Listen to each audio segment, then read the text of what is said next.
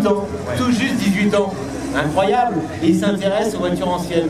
Alors moi je dis bravo parce qu'aujourd'hui on a besoin de gens comme toi, de la jeunesse, pour faire vivre notre patrimoine. Aujourd'hui notre patrimoine se meurt un peu, il faut le dire. Hein, les gens de ton âge sont plus attirés pour les voitures tuning ou autre chose. C'est vrai, c'est pas mon trip trop. Hein. Et donc je le mets vraiment, je le souligne quand je présente quelqu'un de ton âge qui s'intéresse aux voitures anciennes. Parce que là, toi, tu es né en quelle année donc, en 2006. Ouais. Ah bah voilà, j'ai entendu oh. Alors que la voiture, elle date de 73. 73, oh bah voilà. Comme la fois tout à l'heure, la Alpha, elle datait de 73. Qu'est-ce qui s'est passé en 73? Le choc pétrolier. Oh, il est oh. Non, c'est pas la question. Le choc pétrolier, c'est vrai. La mort de... Ça s'avère, non? Alors, si quelqu'un peut me dire la date de la mort de François Sever. C'est ça. Le 6 octobre 73. Voilà, c'était la question. Non, je ne sais pas. Non, c'est vrai? Ah bon? Ouais, je vais pas le savoir. Bon, elle est remise en jeu cette place, décidément. Je crois que je vais la garder. Oui, en 73, le choc pétrolier, les courses automobiles interdites pendant quelques semaines, hein, parce que très vite, il y aura un tollé. Mais le Monte Carlo, notamment, sera annulé. Et la mort de Georges Pompidou. Et oui. Et les élections. Ah oui, c'est vrai, c'est 74. Je dis des bêtises. C'est 74. J'ai fait l'amalgame. Non, 73, il est encore vivant. Ouais. Désolé. Malade. Il y en a qui suivent quand même, hein. Il y en a qui suivent de ce que je dis. Les bêtises que je dis. Pompidou, il est mort en 74. Mais donc, 73, c'est le grand choc pétrolier. Et à partir de là, ça va être la fin des 30 glorieuses. C'est ce que c'est, les 30 glorieuses. Hein, c'est les années d'après-guerre qui a vu l'évolution des Français. Ces Français qui ont eu des salaires qui ont augmenté. Pas augmenté pas comme ça, parce qu'en mai 68, ils avaient eu encore un peu plus. Mais voilà, le niveau de vie des Français s'est amélioré quand même pendant ces 30 glorieuses. Et à partir du choc pétrolier 73, bon, il y aura un coup de frein. On va continuer, mais ça ne sera plus pareil. C'est ce qu'on appelle les 30 glorieuses. On va revenir à ce qu'il... Ah, il y a un petit problème? Non, ça démarre? Ça va aller? Parce que là, on ne va pas la pousser. Hein. Elle va faire 2,5 tonnes la voiture.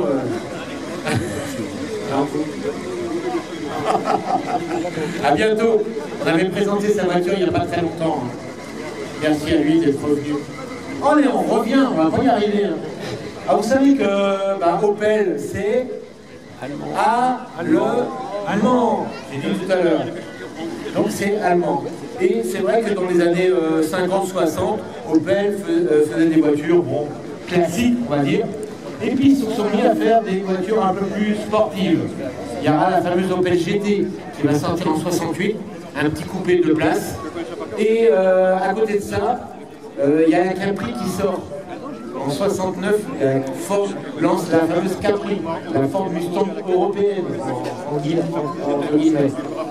Eh bien, il faut qu'Opel, bien sûr, qui est aussi, c'est General Motors, Opel, hein. Et donc il faut qu'ils répondent à Ford. Et donc ils vont sortir la Manta A, qui va être une réponse à la Capri. D'ailleurs, si vous achetez les revues spécialisées, il y a un très beau match ce mois-ci entre la Capri et la Manta. Je ne sais plus sur quelle revue. Rétroviseur, gasoline, j'achète les revues. De temps en temps, mais là, je sais pas encore.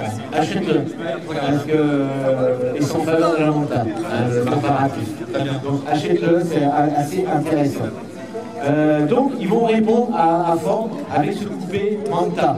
À l'époque, il existe déjà l'Ascona qui vient de sortir. Et donc, sur le soubassement de l'Ascona, ils vont créer un coupé. Et ça va être celui-ci.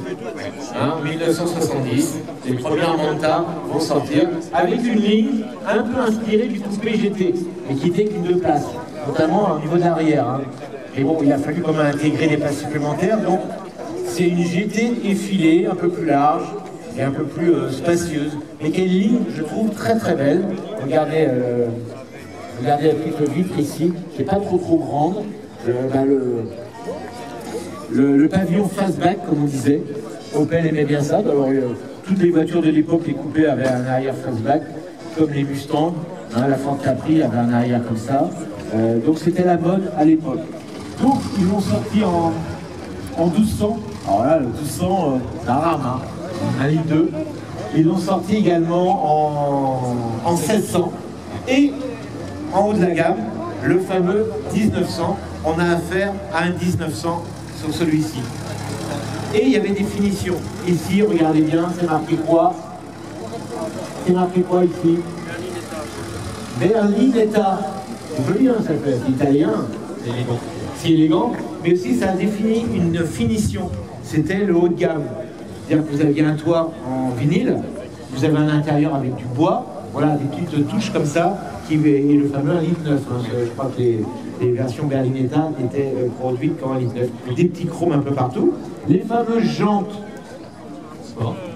Alors elles portent un nom, ces jantes. Tiens, la place là qui est là. Comment s'appellent ces jantes, ce style de jantes? Elles portent un nom bien particulier. Oui, bien. Ah, toi, comme ça, tu vas pas y aller, toi non plus. Tu y vas ou pas?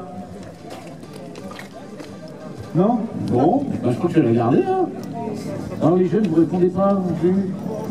Non? Alors, faut que je pose une question à votre niveau, alors, voiture, je sais pas.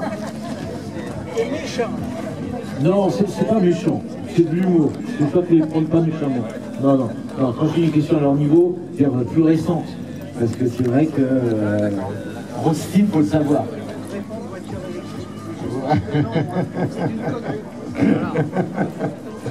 Regardez à l'arrière, 4 feux. À l'époque, quand vous aviez 4 feux, ça faisait sport. Hein, regardez les Ferrari d'époque, elles avaient en général 4, même des fois 6 feux à l'arrière, hein, pour certains modèles. Et ça faisait sport. L'Opel GT avait déjà aussi 4 feux, même si ce n'est pas les mêmes, hein. Contrairement à ce qu'on peut croire, ce ne sont pas tout à fait les mêmes. Donc, et une couleur prune. Alors ça, la couleur prune, je l'ai connue moi chez Opel, des différentes versions, mais c'était très rare. Et j'adore cette couleur. Je ne sais pas si vous aimez, vous. Cette couleur, moi j'appelle ça prune. Franchement, super belle. Là, on a un accessoire d'époque. C'est pas franchement Opel, mais c'est un accessoire. Je crois pas que c'est Opel qui le faisait. C'était en option à l'époque. Autoplace. Celle-là, elle ne l'avait pas. Ouais. C'est un des anciens propriétaires qui l'a ajouté il y a... Ouais. Faut pas confondre option et accessoire d'époque. Là, on est sur un accessoire d'époque, pas une option. Voilà. Avec la vitre. Ça aussi, quand je dis ça, la vitre, avec les petits filets là. Voilà, dégivrante. Ça fait sourire aujourd'hui, mais j'ai une vitre dégivrante. C'est vrai que c'était pratique quand même. L'intérieur de cette voiture, regardez.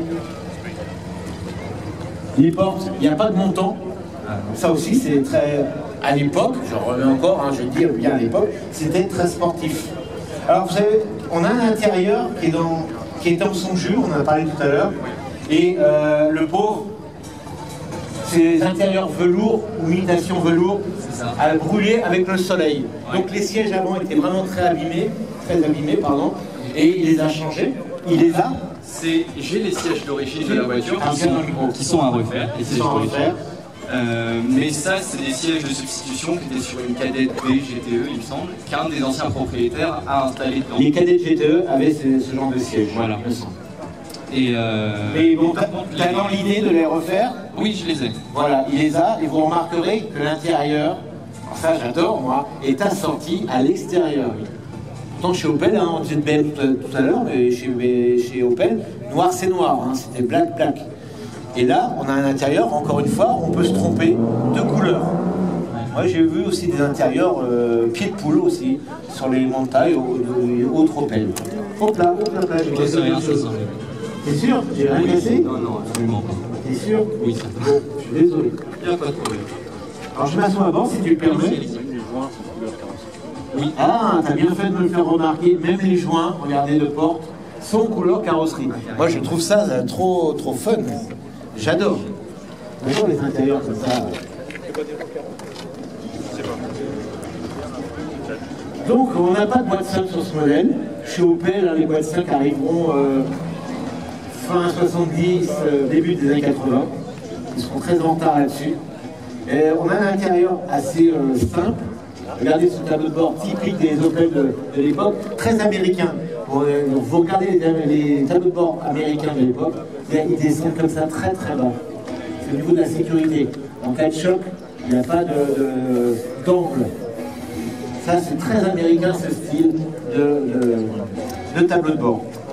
Anti-choc, je disais. Alors, vous savez que la matière, c'est de la mousse en dessous. Et avec le soleil, souvent ça se désarme, ça se fissure. Il faut faire attention à les protéger quand on les stationne. C'est thermoformé, ça s'appelle à l'époque. Les tableaux de bord thermoformés. Hein, ça ne se répare pas. Si on veut le regarnir, il faut faire appel à un cellier. Mais ça ne se répare pas. C'est fait d'un seul bloc. Alors on a un placement pour l'autoradio que tu n'as pas, oui. Mais bon, ça c'est pas grave. Donc pas d'assistance électrique nulle part. On reste sur une voiture assez simple. Un petit cendrier ici avec toutes les voitures avaient ça. Et encore, c'était une autre chose des fois. Et le petit rangement ici qui va bien. Alors les ceintures sont à l'arrière, ce ne sont pas des ceintures en rouleur. Non. Ce sont des ceintures fixes comme on disait à l'époque. Il faut la régler à chaque fois que vous changez de conducteur ou à chaque fois que vous faites un bon repas. Bah oui. Hein, vous avez un mariage, vous sortez au bout de 2 jours du mariage, à l'époque ça durait 2 jours. Là, c'est ma ceinture, elle a rétréci. Non, non, mon chéri, c'est toi qui as grossi. Elle était toujours sympa là. Et regardez, on pouvait aussi accrocher, je crois, les ceintures ici, directement là au support. Au support. Le côté qui s'attache. Voilà, le côté qui s'attache. Regardez ça. Et voilà. Comme c'était pas en rouleur, maintenant elle remonte. Mais à l'époque, il y a le petit attache. Tu peux montrer de l'autre côté comment ça fonctionne également. Regardez. Non. Avec les injections, ce sera les 1900 SR. Les modèles les plus recherchés parce que produit qu'une année. Après, c'est la série B qui va arriver et qui a moins, enfin, à mon avis, moins de charme. C'est sympa. Qui a moins de charme. Et là, on va regarder ce moteur. Bien sûr. Je te laisse ouvrir le capot moteur. Voilà, c'est des jantes acides. Il y a la même genre de jante en roadstyle pour les MG. Et après, on va poser des questions sur l'histoire de cette voiture. Alors, le fameux 1,9 litre chez Opel, il est connu. Il est né 1700 d'abord, 1,7 litre, et après il est passé à 1,9 litre, et les dernières versions seront en 2 litres. Voilà. Donc là, on a affaire bien sûr à un 1,9 litre carbu, donc 90 chevaux comme la mienne, voilà, la record qui se trouve au fond là-bas. C'est un moteur qui a été employé chez beaucoup de modèles Opel. Donc un bloc hyper fiable, sans problème. On remarquerait quand même que le cache-culbuteur, je ne sais pas si c'est d'origine. Bah justement, c'est ça la particularité, c'est à vous de trouver. Ah, parce que sur les Opel GT, c'était monté ce type de... Voilà. C'est un cache-culbuteur d'Opel GT. Alors c'est pas moi qui l'ai monté, il était déjà comme ça. Il était déjà comme ça. Mais ouais. Ça lui rajoute un truc, je trouve, le cache à lui. Normalement c'était un cache en noir, en métal noir peint. Métal, ouais. Classique, hein, qui n'est pas très beau. Et là c'est un des anciens proprios qui a monté ça et ça lui va très bien, je trouve. Alors pourquoi chez Opel on a fait un cache-culbu spécifique à la GT? Pour refroidir. Là aussi, on aurait pu refroidir aussi. C'est vrai qu'il y a des petites ailettes pour refroidir. Ouais. Mais c'est pas ça le but. Regardez la forme qu'il a dans sa partie ici. Il est très incliné. Parce que sur l'Opel GT, en fait, le capot, il passait au ras. Et donc le capot, ça passait pas avec le cache-culbu normal. Donc on a créé un cache-culbu spécifique pour la GT. En fait, à cause de cette forme-là, bien spécifique. Là, on aurait pu mettre un normal, ça n'aurait pas gêné, je crois pas. Non. Mais voilà, c'est le petit truc. Voilà. Avec un carburateur à l'époque, Opel faisait ses propres carbus. Alors je sais pas si c'en est un. C'est un Solex. C'est un Solex. Varajet, ça s'appelait Varajet. C'était fabriqué à côté de Strasbourg. Varajet, c'est des carbus typiquement Opel. Oh, très belle Lotus. Bravo. Voilà ce qu'on pourrait dire de cette voiture. Maintenant, je veux savoir l'histoire. Quand tu es quelqu'un de jeune, il y a toujours une histoire quand on achète ce genre de voiture qui n'est pas en rapport avec ton âge. C'est pas une critique, hein. C'est juste pour savoir. Alors, comment se fait-il que tu as acheté cette voiture? J'ai toujours été passionné par les anciennes comme ça. Après, j'avais pas de modèle particulier. Mais cette voiture en particulier, mes grands-parents en ont eu une, ce modèle-là, pas exactement celle-là. Tes grands-parents ont eu ce modèle-là? En ont eu une, moi je ne l'ai pas connue. Ils en ont eu dans les années 70, la leur était de cette année-là aussi, mais elle était blanche. Ouais. Une standard, je crois une 1,6 litre avec ces jantes-là aussi. Ouais. Et c'était les seuls à l'avoir dans le coin. Et quand j'étais petit, mon grand-père en avait une en miniature, du coup. Et c'est comme ça que j'ai connu le modèle. Miniature, petit? Non, en 18e, je crois qu'il ouais, ouais, elle est sortie en 18e. Voilà. Et donc j'en avais une comme ça, et bah, j'avais toujours adoré celle-là. Quand j'allais là-bas, c'était un mental. C'est marrant, parce qu'encore une fois, c'est un souvenir d'enfance. Vous voyez, c'est toujours un lié. Bien que je n'ai pas connu la voiture. Voilà. Alors il faut savoir que les CC73, les tout premiers modèles, 71, ouais. Il fallait trouver une idée de style. Alors on a trouvé le nom, la Manta, ouais. Il fallait faire après un motif. Alors toi tu l'as pas, non. Parce que sur les premiers modèles, il y avait une vraie Manta ouais. Chromée qui était sur les ailes avant. C'est ça. J'aurais bien aimé la voir, mais après, non, mais elle correspond, toi, il ne faut pas modifier cette voiture. Toi, c'est bien la Manta et 1,9 litre. Ça, c'est la règle très solide sur les Mantas. Très voiture. On a un grand coffre quand même sur cette voiture. Carrément, oui. Regardez, moi je me base sur la lunette arrière. Enfin, le dossier arrière, on voit déjà la longueur. Bon, c'est rempli, mais il va jusqu'à la banquette arrière. Voilà, il va jusque là, et regardez le coffre. Il y a où mettre, hein. Et chez Opel, on a toujours fait des coffres. On a un porte-à-faux, c'est vrai, regardez le porte-à-faux. Regardez le porte-à-faux, incroyable. Incroyable. J'étais long, parce que je m'aperçois que j'ai encore des voitures à présenter. Merci d'avoir présenté cette voiture avec moi. Bravo, vous pouvez l'applaudir, mesdames et messieurs. Qui c'est qui peut me dire l'heure, parce que j'ai pas l'heure en tête. J'ai commencé tard. 25. Oh, ça va. C'est pour l'entrée, non? Est-ce que j'ai deux voitures à présenter? Qui est le plus pressé? Ouais.